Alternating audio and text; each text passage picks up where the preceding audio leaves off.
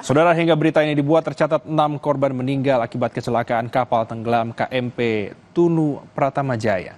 Sementara puluhan korban lainnya masih hilang.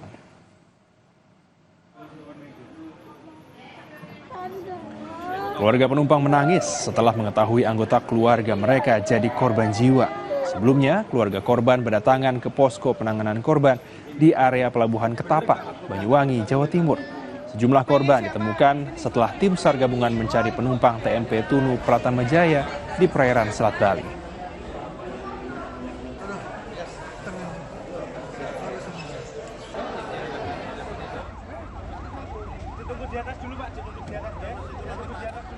Suasana haru pecah di Pelabuhan Ketapang, Banyuwangi, Jawa Timur saat para korban selamat kapal tenggelam tiba dan diserahkan kepada keluarga. Total ada 30 orang yang berhasil diselamatkan. Korban selamat langsung disambut oleh keluarga yang sudah menunggu, kemudian dibawa menuju posko gabungan untuk dicek kondisi kesehatannya. Ada 21 orang yang tiba di Ketapang dan diserahkan ke keluarganya, sedangkan sisanya dijemput di Pelabuhan Gilimanuk. Selama saat ini untuk data ada 30 orang dengan 6 orang dalam kondisi meninggal dunia. Nah, untuk yang saat ini ditransfer dari posko SAR Gilimanuk ke posko di Ketapang, saat ini adalah 21 orang survivor dalam kondisi selamat.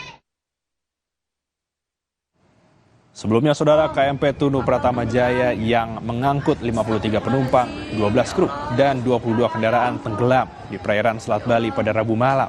Kapal feri itu bertolak dari Pelabuhan Ketapang, Banyuwangi, Jawa Timur, Rabu pukul 23.05 waktu Indonesia Barat, menuju Pelabuhan Gilimanuk, Bali.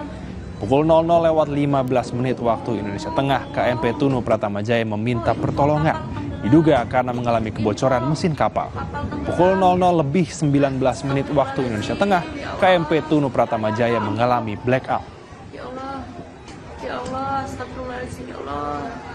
Ya Allah, tolong. Astagfirullahaladzim, ya Allah. Beralih ke informasi lain.